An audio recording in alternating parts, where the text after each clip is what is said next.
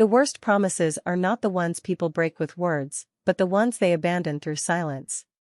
Rain pounded relentlessly against the windows of St. Matthew Medical Center as thunder rolled across the Manhattan skyline just after midnight. Inside a softly lit maternity room, Emma Carter gripped the hospital bed rail while another contraction stole her breath. She reached for her phone with trembling hands and pressed Ethan Brooks's name once again. The call rang. And rang. Then voicemail answered exactly as it had 6 times before. She closed her eyes for a moment, refusing to let disappointment become stronger than hope. He will come, she whispered to herself more than anyone else. Beside her, Dr. Sarah Mitchell offered a reassuring smile while checking the baby's heartbeat. You are doing wonderfully, Emma. Your little one is strong. Emma managed a grateful nod before another contraction reminded her that every passing minute mattered. She glanced toward the hospital room door each time footsteps echoed through the hallway, believing each sound might finally be Ethan rushing toward her. But every time, the footsteps continued past her room. Across the city, inside one of Manhattan's most exclusive hotels, crystal chandeliers reflected against polished marble floors while Brooks Holdings celebrated the closing of its largest international acquisition. Cameras flashed as executives congratulated Ethan, whose tailored tuxedo and confident smile made him the center of every conversation. Beside him stood Vanessa Cole in a shimmering black evening gown, gracefully introducing him to investors and business partners arriving from around the world. Music filled the ballroom. Glasses were raised in celebration. Ethan's phone rested silently inside his jacket pocket as speeches, applause, and constant conversations drowned out every vibration. Vanessa glanced toward him with a bright smile. Tonight belongs to you, she said warmly. You earned every bit of this. Ethan smiled politely, unaware that somewhere across the city another moment infinitely more important was quietly unfolding without him. Back inside the hospital, Emma reached into the overnight bag beside her bed and carefully removed a tiny baby blanket she had sewn by hand over the previous 3 months. Soft white fabric, embroidered with tiny blue stars, rested gently across her lap. She smiled through tears as her fingers traced every stitch. Your daddy is going to love this, she whispered to the baby she had carried with unwavering devotion. Beneath the blanket lay a small silver necklace with a delicate star-shaped pendant. Ethan had given it to her during their first wedding anniversary, promising that no matter how busy life became, they would always find their way back to each other. Emma held the pendant tightly for a brief moment before placing it around her neck again. Dr. Sarah quietly observed without interrupting. She had witnessed countless births during her career, but the loneliness inside the room felt heavier than anything the storm outside could produce. One compassionate nurse gently squeezed Emma's hand. You are not alone tonight, she said softly. Emma smiled with quiet gratitude. I know. Thank you. Hours slowly passed. The rain continued. The contractions grew stronger. Across Manhattan, laughter echoed through the luxury ballroom while photographers captured another successful night in Ethan Brooks's remarkable career. At the hospital, a healthy baby finally entered the world surrounded not by family, but by doctors and nurses whose kindness quietly filled the silence. As dawn painted pale gold across the city skyline, Emma looked peacefully at her sleeping child before removing her wedding ring.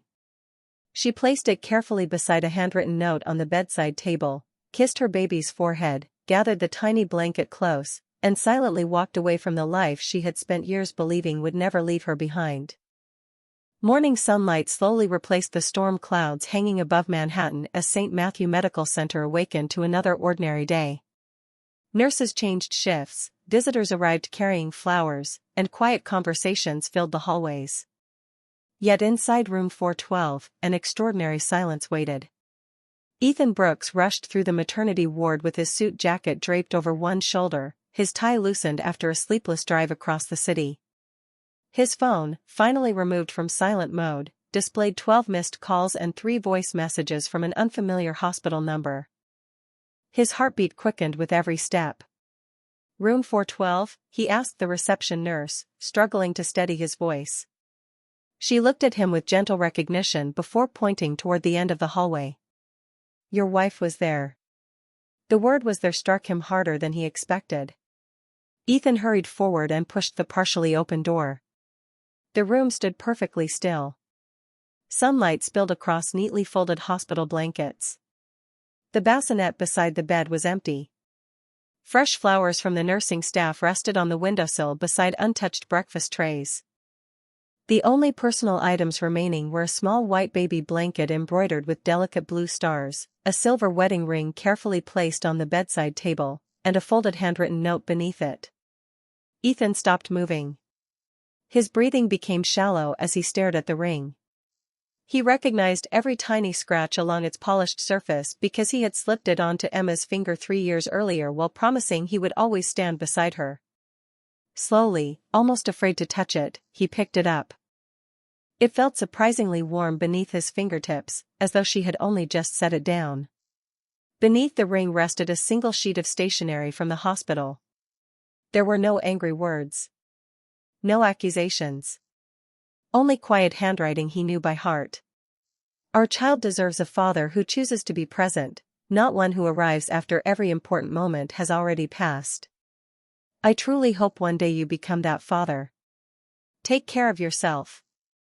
Ethan read the note again. Then once more. Every sentence remained gentle, yet somehow the kindness hurt more than any argument ever could.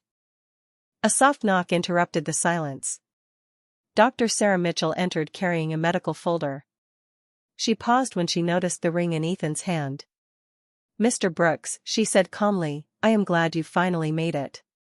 Ethan looked toward the empty bassinet. "Where are they?" Dr. Sarah hesitated before answering.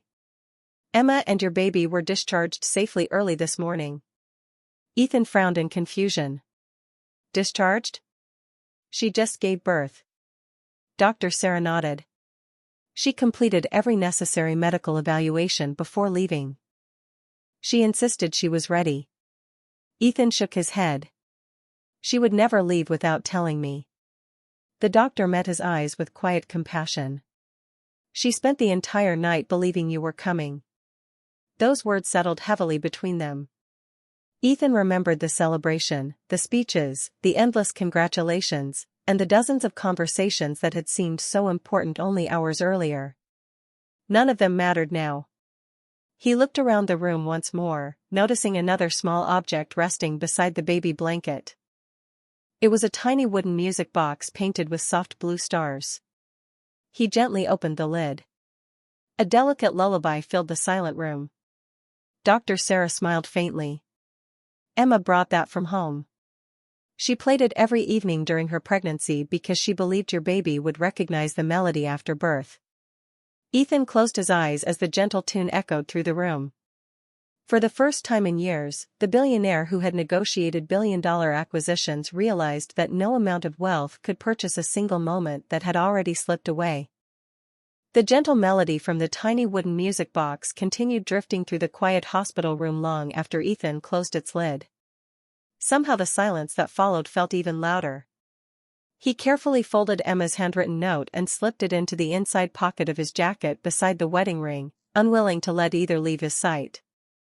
Dr. Sarah remained near the window, giving him a few moments before speaking again. "There is something else Emma left behind."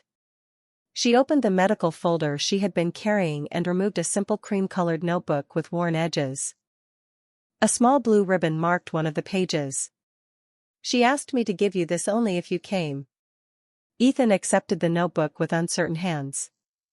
The cover was plain except for 6 carefully written words. "Our little miracle, every step together." His chest tightened before he even opened it. The first page contained an ultrasound photograph from early in the pregnancy.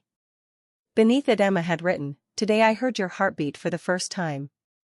Your father could not make the appointment because of an emergency board meeting, but I saved every picture so we could look at them together later." Ethan swallowed hard. He turned another page. There was another photograph, another date, another memory. "Today you kicked for the first time. I laughed all the way home. I cannot wait to tell your daddy tonight." The next page showed a sketch of the nursery Emma had designed herself. Soft blue curtains. A rocking chair near the window. shelves filled with storybooks. Tiny stars painted across the ceiling. Your daddy says he will help build the bookshelf this weekend. I know he is busy, but I still believe we will finish your room together. Ethan closed his eyes. He remembered that weekend. An overseas investor had unexpectedly arrived in New York, and he had postponed the project without thinking twice.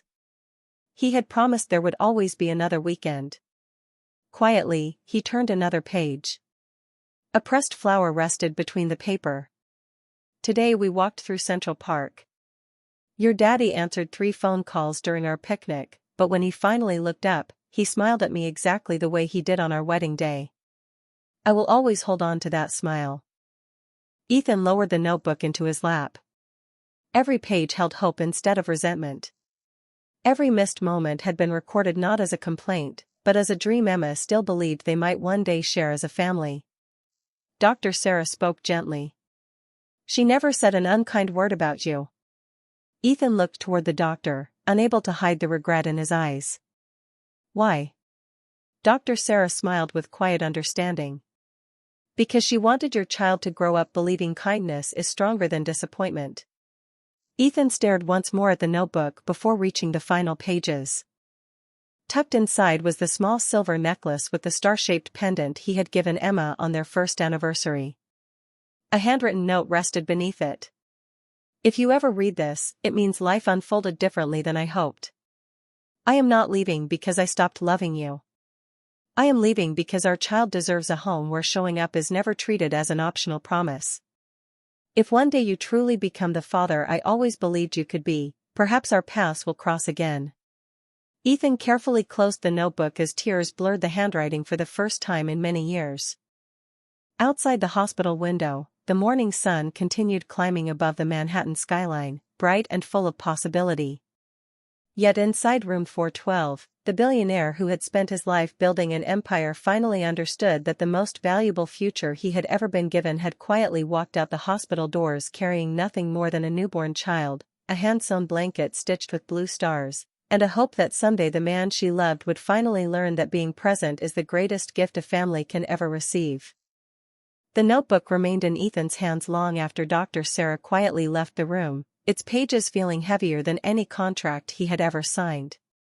Every sentence Emma had written carried hope instead of blame, and that quiet grace became impossible to ignore.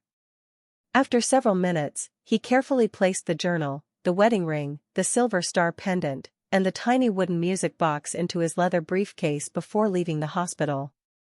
The drive back to Brooks Holdings felt strangely unfamiliar. The same city streets that had once symbolized endless opportunity now reflected only missed moments and forgotten promises. As Ethan entered the executive headquarters, employees greeted him with their usual respect, but he barely noticed. His mind remained inside room 412, where an empty bassinet had changed everything. Vanessa Cole approached with a bright smile, carrying a folder filled with documents from the previous night's acquisition celebration. Congratulations, she said warmly.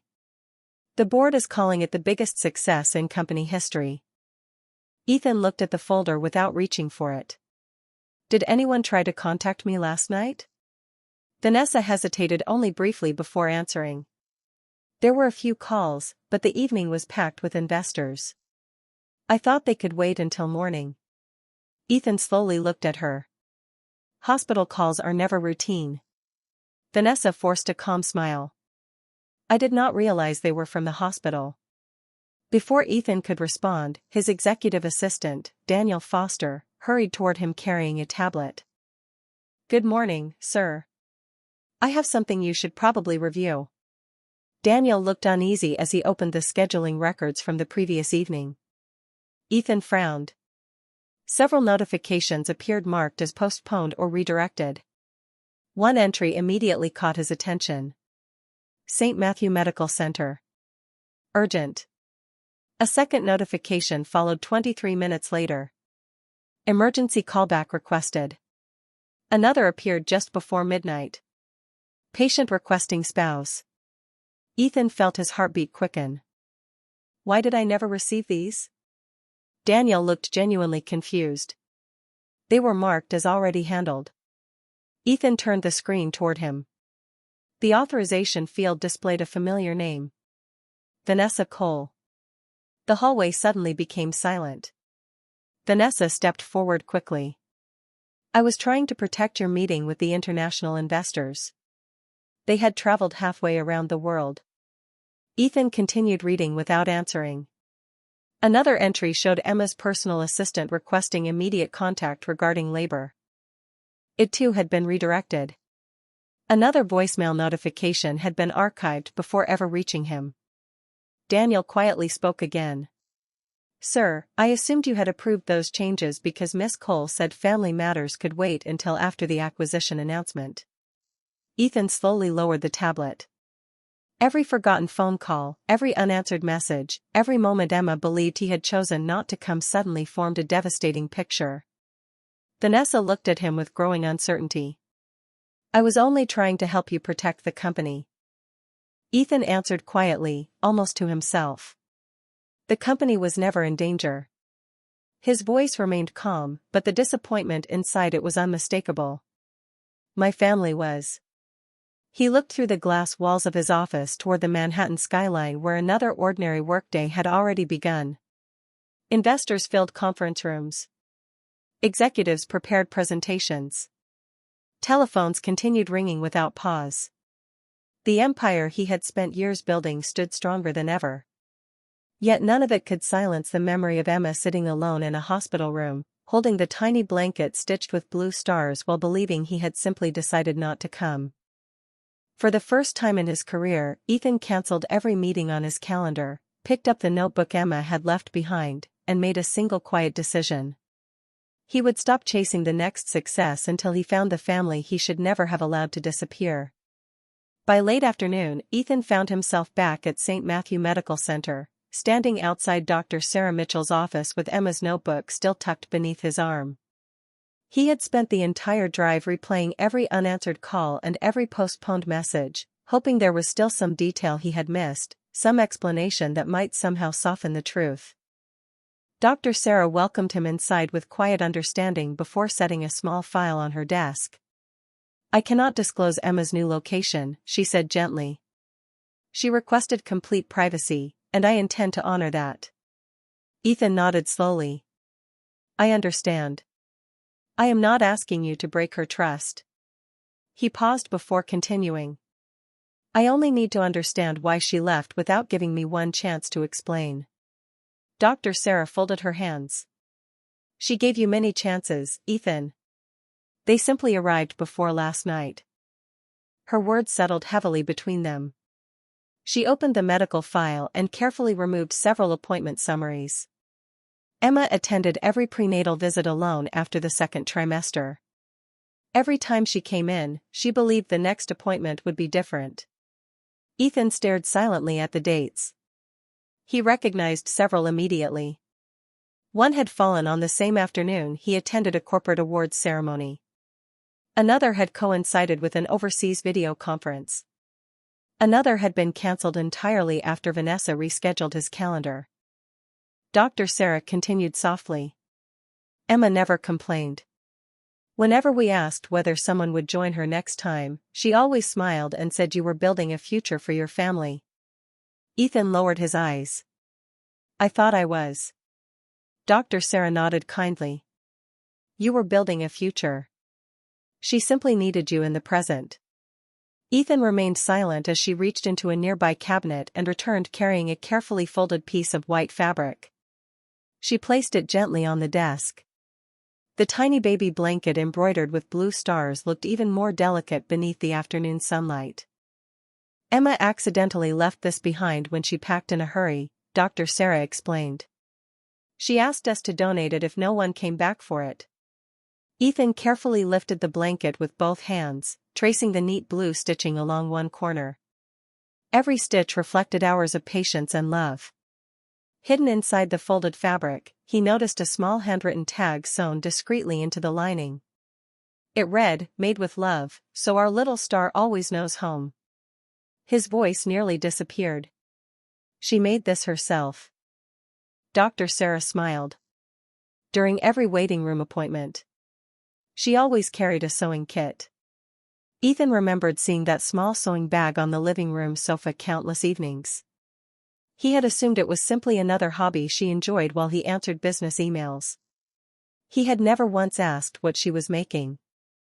Dr. Sarah reached into the file one final time and handed him a birth certificate application. The section for the father's signature remained blank. "Emma refused to complete this without you," she said quietly. "She told us that even if she walked away, she hoped one day her child would know both parents had chosen love over resentment." Ethan looked at the unsigned document until his vision blurred. His child had entered the world without his name because he had failed to arrive when he was needed most. Carefully folding the blanket against his chest, he stood to leave. Before opening the office door, he turned back toward Dr. Sarah. "If you ever speak with Emma again," he said softly, "please tell her I am not searching for forgiveness. I am searching for the opportunity to become the father she always believed I could be." As he stepped outside, the late afternoon sun warmed the hospital entrance, and for the first time since that unforgettable night, Ethan understood that finding his family would never begin with expensive gifts or grand promises. It would begin with becoming the man they had deserved from the very beginning. The following morning, Brooks Holdings no longer resembled the company Ethan had left only 24 hours earlier. The executive lobby remained just as polished, the conference rooms just as busy, and the financial news channels still praised the record-breaking acquisition completed the previous night. Yet inside Ethan's office, the atmosphere had completely changed. The celebration photographs displayed across the reception monitors had been quietly replaced with the company's ongoing community initiatives. The unopened congratulatory gifts remained stacked in one corner while Emma's notebook rested alone at the center of his desk. Ethan arrived before sunrise carrying the tiny blue star blanket folded carefully inside a protective box. He placed it beside the notebook, the silver star pendant, the wooden music box, and the wedding ring, creating a silent reminder of everything he intended never to overlook again. Daniel Foster entered with the day's executive schedule. "Good morning, sir. Your calendar is completely booked until 7 tonight." Ethan looked at the screen before calmly shaking his head. "Cancel every non-essential meeting." Daniel blinked in surprise. "Every meeting?" Ethan nodded. "The company has capable leaders. Right now I have responsibilities no one else can fulfill." Within an hour, Brooks Holdings' internal compliance department began reviewing every communication record connected to the night Emma went into labor. Ethan did not order the investigation to punish anyone. He simply wanted every fact placed in its proper order. By early afternoon, Daniel returned carrying a detailed report. Every hospital notification, every voicemail request, every emergency message had reached executive communications exactly as scheduled. Each one had been redirected before Ethan ever saw it. Several entries carried administrative notes stating that personal matters would distract from critical investor negotiations. Ethan quietly closed the report after reading the final page. He no longer needed anyone to explain what had happened. The records spoke for themselves. Later that afternoon, Vanessa entered his office with practiced confidence. "I heard compliance has been reviewing communication logs," she said with a polite smile. Ethan remained seated behind his desk, his attention resting on the little wooden music box instead of the financial reports surrounding him. "Yes," he answered calmly. "Transparency matters." Vanessa hesitated before speaking again. "I only wanted to protect your reputation during the acquisition." Ethan finally looked up. There was no anger in his expression, only quiet clarity. "A reputation can recover from almost anything." His voice remained steady. "A child only enters the world once." Vanessa lowered her eyes, unable to answer. Ethan continued gently. "I will allow the compliance process to reach its own conclusions. I have no interest in assigning blame beyond the facts." She slowly nodded before leaving the office without another word. As the door closed, Ethan opened Emma's notebook once again. A blue ribbon marked another page he had not yet read. Beneath a simple sketch of a rocking chair, Emma had written, "I hope one day our baby will fall asleep listening to stories from both of us." Children remember ordinary evenings more than extraordinary gifts. Ethan read the sentence several times before carefully closing the journal. Those words became more valuable than every leadership book lining the shelves behind his desk.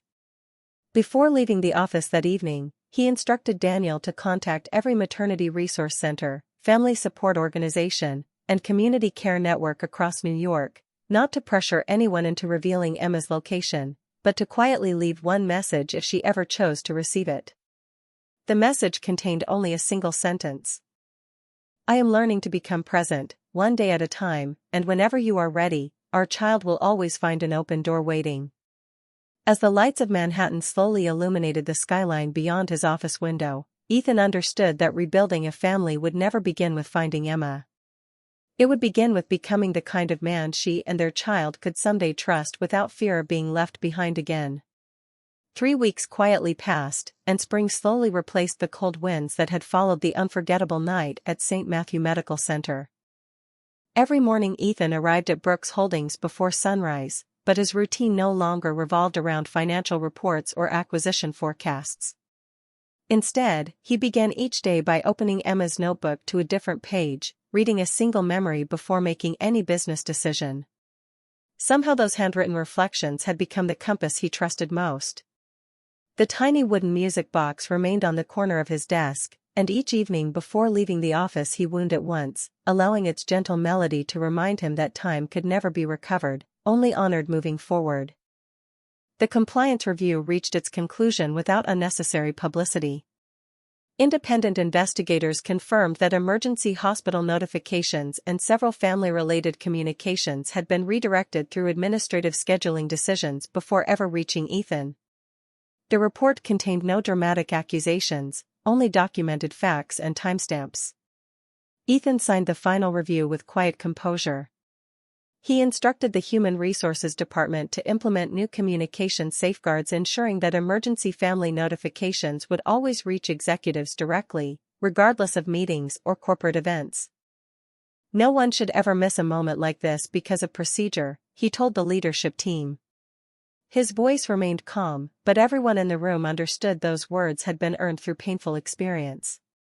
Meanwhile, across another part of New York, Emma had settled into a peaceful residence operated by a nonprofit family resource center. The modest apartment overlooked a small community garden where young parents gathered each morning with strollers and coffee cups. She spent quiet afternoons rocking her newborn beside the window while the blue star blanket rested gently across the baby's crib. The silver star pendant remained around her neck, though she occasionally held it between her fingers whenever old memories surfaced. She never spoke bitterly about Ethan. When other mothers gently asked where the baby's father was, she simply smiled and answered, "I hope he is becoming the man our child deserves." One afternoon the center's director, Margaret Ellis, approached carrying a small envelope. "Someone left this with several family support organizations across the city," she explained. "There is no pressure to read it." Emma recognized Ethan's handwriting before opening it. Inside rested only a single folded card. There were no expensive gifts, no legal documents, and no promises impossible to measure. The message contained one sentence.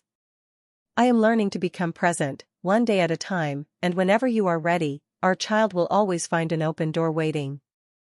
Emma quietly folded the card again and slipped it inside her journal without responding. Margaret watched her kindly. Will you contact him? Emma gently shook her head. Not yet.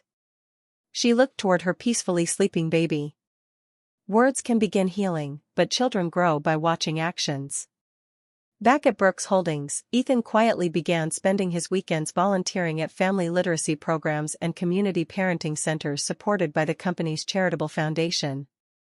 He never announced his visits publicly and declined every media request. Sitting on tiny classroom chairs while reading storybooks to children felt strangely unfamiliar at first, yet with every passing weekend he realized leadership inside a boardroom had never prepared him for the quiet patience required to earn a child's trust. One Saturday afternoon, after finishing a reading session, an elderly volunteer smiled warmly and handed him a small children's picture book decorated with bright blue stars across the cover. Every new father should have one favorite bedtime story ready, she said. Ethan accepted the book with grateful eyes. As he carefully placed it beside the blue star blanket waiting at home, he silently hoped that somewhere across the city, the child he had not yet held might one day fall asleep listening to those pages read by a father who had finally learned that love is measured not by success achieved, but by the ordinary moments a family never has to face alone. 2 months quietly passed, and the rhythm of both lives settled into very different patterns connected only by memories neither of them could forget. Ethan never stopped searching, but he honored the promise he had silently made to Dr. Sarah. He never hired private investigators, never used corporate influence, and never attempted to pressure hospitals or charities into revealing Emma's location. Instead, he allowed his actions to become the message he hoped would eventually reach her. Brooks Holdings expanded its support for family resource centers across New York, funding parenting classes, infant health programs, and community libraries without attaching Ethan's name to any of the projects. When reporters asked about the sudden change in the company's charitable priorities, he simply answered, "Strong communities begin with strong families." Across the city, Emma continued building a peaceful life at the Family Resource Center. Their son grew healthier each week, his bright blue eyes following every movement around the room while the tiny blue star blanket remained his favorite comfort. Every evening Emma placed the little wooden music box beside the crib before winding its familiar melody. The gentle tune always calmed him within minutes. Sometimes she wondered whether Ethan would recognize that same lullaby if he ever heard it again. One Saturday morning, Margaret Ellis invited the young mothers to a neighborhood spring festival organized jointly by several nonprofit organizations. Families gathered beneath colorful tents where volunteers offered children's books, parenting workshops, and health screenings. Emma almost declined the invitation before deciding her son deserved fresh air and sunshine. She dressed him carefully, wrapped him inside the handmade blanket embroidered with blue stars, slipped the silver star pendant beneath her blouse, and walked slowly toward the nearby community park. At nearly the same time, Ethan arrived at the same festival through Brooks Holdings' literacy partnership. As usual, he requested no formal introduction. Wearing simple jeans and a light blue button-down shirt instead of an expensive business suit, he spent the morning reading picture books to children gathered beneath a large maple tree. The elderly volunteer who had given him the Blue Star storybook smiled proudly as dozens of young families listened together. Ethan's voice remained gentle, and for the first time in many years, he discovered that reading one bedtime story aloud could feel more meaningful than delivering a keynote speech to thousands of investors. Emma remained on the opposite side of the park, unaware he was only a few hundred feet away. She watched local musicians perform while softly rocking her son in his stroller. The little boy suddenly became restless, and without thinking, Emma lifted the wooden music box from the diaper bag and wound the tiny handle. The familiar lullaby floated gently across the spring air. Ethan stopped reading in the middle of a sentence. His eyes slowly lifted toward the distant melody. He knew that tune instantly. For a brief moment, the bustling festival seemed to disappear as memories of the quiet hospital room returned with overwhelming clarity. He looked around instinctively, searching through the crowd, but families, balloons, flowering trees, and laughing children filled every path. The melody faded almost as quickly as it had begun. Emma, unaware anyone else had recognized it, gently returned the music box to the diaper bag before continuing her walk toward the garden exit. Ethan stood silently beneath the maple tree long after the storybook had closed, listening to the last echoes of the lullaby carried away by the afternoon breeze. Something inside him whispered that his family had been closer than ever before, yet fate had quietly chosen to let hope arrive first, leaving the reunion itself for another day. The melody lingered in Ethan's thoughts long after the spring festival ended. For the first time since Emma had left the hospital, hope no longer felt like an impossible dream. He could not explain why, but something deep inside him refused to believe the familiar lullaby had been a coincidence. That evening he returned to his apartment overlooking Manhattan, placed the little Blue Star storybook beside Emma's notebook, and quietly wound the wooden music box resting on his bookshelf. The two melodies blended perfectly, confirming what his heart had already known. Somewhere nearby, Emma was still playing the same song for their child. Across the city, Emma gently rocked her son to sleep as the late afternoon sunlight filled the small apartment at the Family Resource Center. The baby smiled each time the familiar music box played, reaching tiny hands toward the embroidered blue stars stitched across his favorite blanket. Margaret Ellis knocked softly before stepping inside with a warm smile. "You seemed distracted after the festival," she observed kindly. Emma looked down at her sleeping son. "For a moment I thought I heard someone reading the same story Ethan once bought before the nursery was even finished." Margaret sat beside her.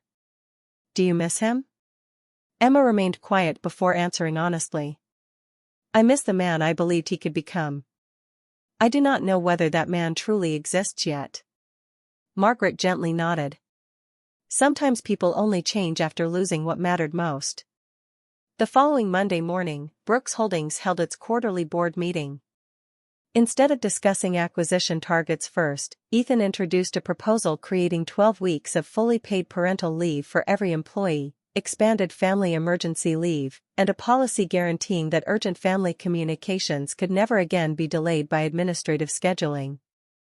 Several board members exchanged surprised glances before Michael Reynolds, the senior independent director, smiled approvingly. "Leadership is often measured by the policies we leave behind," he said. "I fully support this." The proposal passed unanimously. No one realized those changes had been inspired by one empty hospital room and a newborn child Ethan had never held. Later that week, Daniel Foster entered Ethan's office carrying several thank you letters from nonprofit organizations receiving the company's new family grants. One envelope stood out because it contained no return address. Inside was a simple card signed only by Margaret Ellis on behalf of a neighborhood family resource center.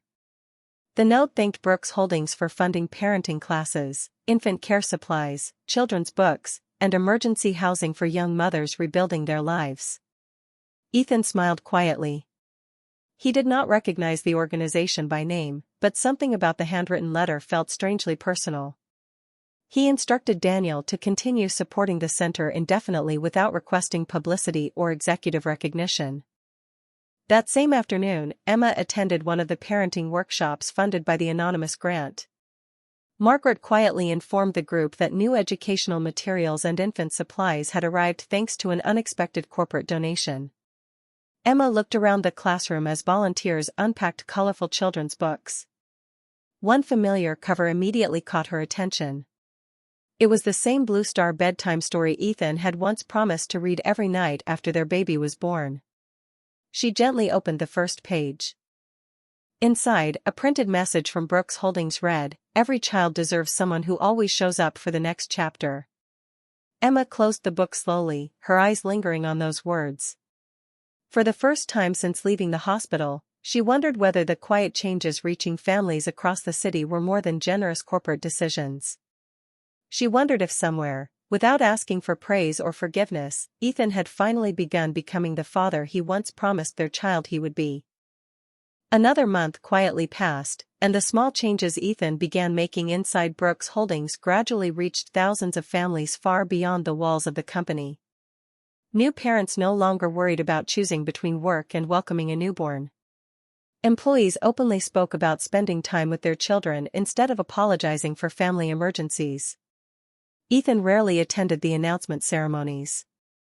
He preferred walking through the childcare center the company had recently opened, listening to parents describe ordinary mornings filled with breakfast conversations, school drop-offs, and bedtime stories. Every smile reminded him that leadership meant very little if it failed to protect the moments people could never relive. One quiet afternoon Daniel Foster entered Ethan's office carrying the final report from the independent compliance review. Ethan accepted the folder without urgency. The investigation had reached its conclusion after examining every communication record surrounding the night Emma gave birth. The findings confirmed exactly what he already knew. Several emergency notifications had been intentionally redirected, personal calls had been classified as non-essential during the acquisition celebration, and calendar changes had prevented family messages from reaching him. The review also concluded that Brooks Holdings' new communication safeguards would permanently prevent similar failures from happening again. Ethan signed the final page before closing the folder. Implement every recommendation, he said calmly. No exceptions. Daniel nodded. Everything has already been scheduled. Later that afternoon, Vanessa Cole requested one final meeting. She entered Ethan's office with noticeably less confidence than she once carried. The polished executive who had always appeared certain now seemed exhausted by weeks of quiet reflection. I wanted to speak before everything becomes official, she said softly. Ethan invited her to sit, maintaining the same calm professionalism he had shown throughout the investigation. Vanessa lowered her eyes. I convinced myself protecting your business success justified every decision I made. I believed there would always be another family moment later. Ethan remained silent for several seconds before answering. I believed the same thing. Vanessa looked up, surprised by the absence of anger. Ethan continued quietly. The difference is that I was responsible for recognizing my priorities. No one else could make that choice for me. She nodded slowly, accepting the truth without argument. Brooks Holdings followed the recommendations established through its independent governance process, and Vanessa's executive role came to a respectful conclusion. There were no dramatic confrontations, no public humiliation, and no celebration of another person's failure. Ethan wished her well before returning his attention to the notebook resting on his desk. He had learned that accountability did not require bitterness. Across the city, Emma continued volunteering at the Family Resource Center between caring for her growing son. One afternoon, Margaret Ellis approached carrying exciting news. The community library is reopening after its renovation next weekend, she said with a smile. The entire project was funded anonymously through Brooks Holdings. Families from across the neighborhood have been invited. Emma looked thoughtfully at the invitation. The renovated library had always been one of her favorite places before becoming a mother. She glanced toward her son happily reaching for the Blue Star blanket inside his stroller. I think he deserves his very first library visit, she said warmly. Margaret smiled. Then I hope both of you will come.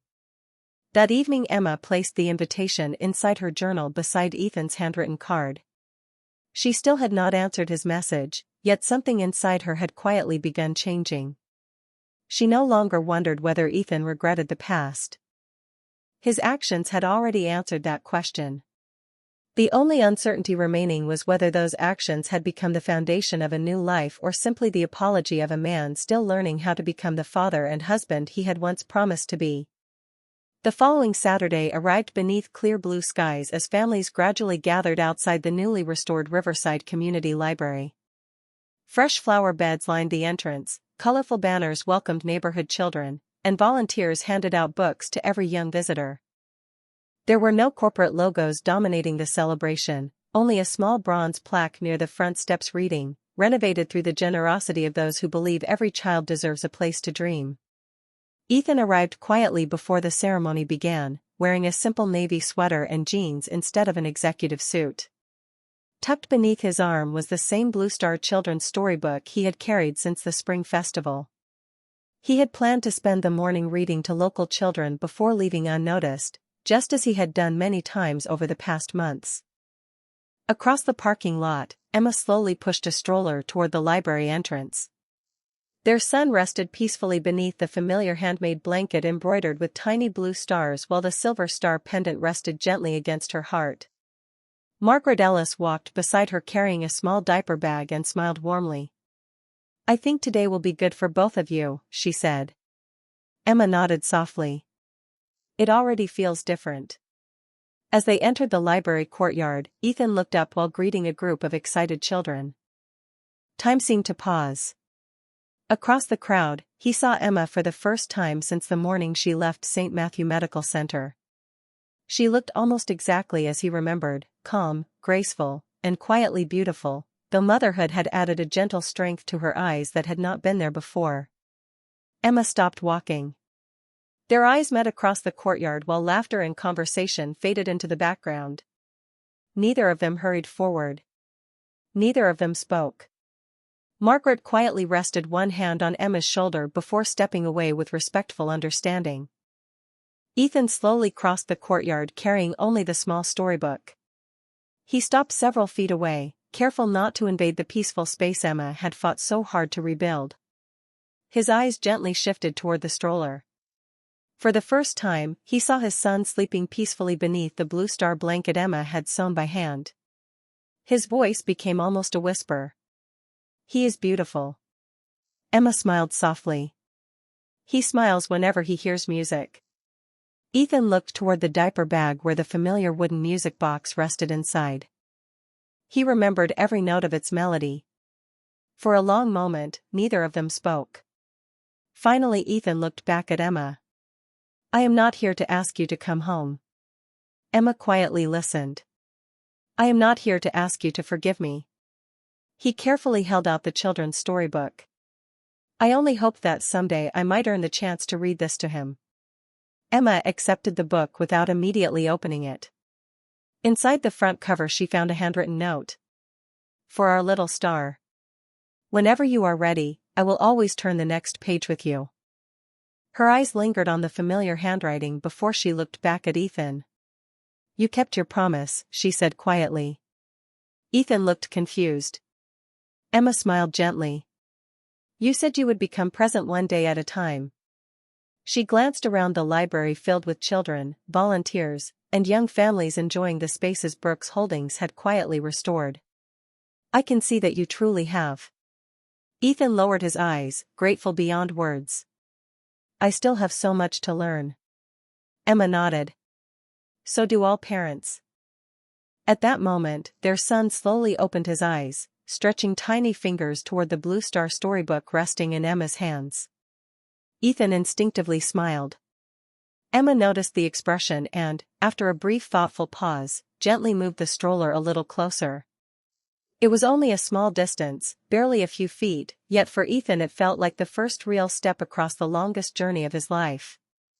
After that morning at the library, life did not suddenly become perfect, and neither Emma nor Ethan expected it to. Instead, healing began through ordinary moments repeated with extraordinary consistency. Every Wednesday afternoon, Ethan arrived at the Family Resource Center exactly 15 minutes early, never once asking Emma to change her schedule. He brought no expensive gifts, only a diaper bag, fresh fruit, children's books, and whatever supplies Margaret Ellis said the center needed most. He learned how to warm bottles, fold tiny blankets, fasten stroller straps, and patiently rock his son back to sleep after afternoon naps. At first Emma watched quietly from a distance, saying very little. She had learned that trust was not rebuilt through promises but through patterns. Week after week, Ethan continued showing up. Rain never stopped him. Important meetings no longer replaced family time. When unavoidable business travel became necessary, he arranged every trip around the visitation schedule instead of expecting the schedule to revolve around him. Brooks Holdings adapted because its leader finally understood that leadership begins with personal responsibility. One afternoon Dr. Sarah Mitchell visited the Family Resource Center to volunteer during a parenting workshop. She smiled warmly as she noticed Ethan sitting on a colorful play mat while reading the familiar Blue Star storybook to his son. The little boy laughed every time Ethan changed his voice for different characters. Dr. Sarah quietly walked toward Emma. "He has changed," she observed. Emma watched the scene thoughtfully. "Yes," she answered softly. "He no longer tells people what kind of father he wants to become. He simply becomes that father one day at a time." Dr. Sarah nodded with quiet satisfaction. Sometimes the deepest healing begins when actions finally catch up with love. As summer slowly approached, Ethan received an invitation to accept a National Business Leadership Award recognizing Brooks Holdings for its new family-centered workplace policies. During the ceremony, organizers offered him 10 minutes to speak about corporate success. Ethan stood behind the podium, looked across the audience, and smiled gently. "The greatest lesson I learned about leadership did not happen inside a boardroom," he said. "It happened because I almost missed the most important day of my child's life." Every family deserves the chance to choose each other before choosing another meeting. If our company has accomplished anything meaningful, it is because we finally remembered that businesses exist to support people, not the other way around. His remarks received a standing ovation, yet the applause mattered far less than the message itself. Later that evening he quietly delivered the award to the Family Resource Center instead of displaying it inside corporate headquarters. Margaret placed it on a simple bookshelf beside children's drawings and donated storybooks. "This is where it belongs," Ethan said with a grateful smile. Emma looked at him, then toward their son peacefully sleeping beneath the handmade blanket stitched with blue stars. She reached into her journal and removed the handwritten card Ethan had sent months earlier. The edges had softened from being opened so many times. She folded it carefully before slipping it into Ethan's hand. "I kept this because I wanted to see whether the man who wrote those words would truly arrive," she said quietly. Ethan looked at the familiar sentence before meeting her eyes again. Emma smiled gently. He finally did. Standing together beneath the warm evening sky while their son slept peacefully between them, neither of them spoke for several moments. They no longer needed many words. The quiet consistency of countless ordinary days had already begun rebuilding the home that one unforgettable night had almost taken away forever. 1 year later, the first warm morning of spring returned to Manhattan, carrying the same gentle sunlight that had once shone through the empty hospital room where everything had fallen apart. This time, however, the light found a very different family. In the community garden beside the restored Riverside Library, children laughed as colorful pinwheels turned in the breeze, parents gathered beneath flowering trees, and volunteers planted new flowers for another season of hope. Ethan knelt beside his young son, helping tiny hands press the first shovel of soil around a small maple sapling donated to celebrate Family Day. The little boy wore a bright smile as the familiar handmade blanket embroidered with blue stars rested across the nearby picnic bench. Emma watched them together, her silver star pendant catching the morning sunlight just as it had on the day Ethan first gave it to her years before. There was no grand ceremony waiting for them, no television cameras, no business announcements, and no dramatic speeches. The greatest victory of their lives had been built quietly through ordinary mornings, shared breakfasts, bedtime stories, doctor's appointments, library visits, and promises that had finally become habits. Ethan had never missed another important family milestone. Every birthday, every vaccination appointment, every first word, every first step, and every ordinary afternoon had become sacred appointments on his calendar. Brooks Holdings continued thriving, but its greatest legacy now extended beyond financial success into policies that allowed thousands of other parents to remain present for their own families. Inside Ethan's office, the expensive awards once displayed behind his desk had been replaced by framed drawings made by his son, a photograph from the community library, and the tiny handwritten sentence Emma had once left inside the hospital room. He still read it whenever life became busy enough to tempt him toward old habits. Later that afternoon, the three of them returned home together. The nursery that had once existed only as sketches inside Emma's journal had finally become real. The wooden bookshelf Ethan had promised to build years earlier now stood beside the window exactly as Emma had originally designed it. Children's books filled every shelf, including the Blue Star storybook whose pages had become their son's favorite bedtime tradition. The little wooden music box rested nearby, still playing the same gentle lullaby that had connected their hearts across months of separation. Emma carefully unfolded the Blue Star blanket one more time before placing it across their son's bed. Ethan noticed the small stitched label hidden inside the fabric and smiled. "Made with love, so our little star always knows home." Emma looked toward him warmly. "Now he does." She reached into a small keepsake box and gently lifted the wedding ring she had once left behind on the hospital bedside table. Holding Ethan's hand, she slowly slipped it back onto his finger. There were no elaborate vows because every ordinary day they had shared over the past year had already spoken them. Ethan looked at her with grateful eyes. "Thank you for giving me the chance to earn this instead of simply receiving it." Emma smiled softly. "You earned it one day at a time." Their son laughed as Ethan lifted him into his arms, and the familiar melody from the little music box quietly filled the room once again. Outside the window, spring sunlight stretched across the city that had witnessed both their greatest heartbreak and their greatest healing. Wealth had built impressive buildings, successful companies, and remarkable opportunities, but none of those things had restored their family. Presence had. Patience had. Kindness had. And in the end, the richest man in Manhattan finally discovered that the most valuable fortune he would ever hold was not measured in dollars, but in the small hand reaching for his every evening, the quiet smile waiting across the dinner table, and the certainty that the people he loved would never again have to face life's most important moments alone.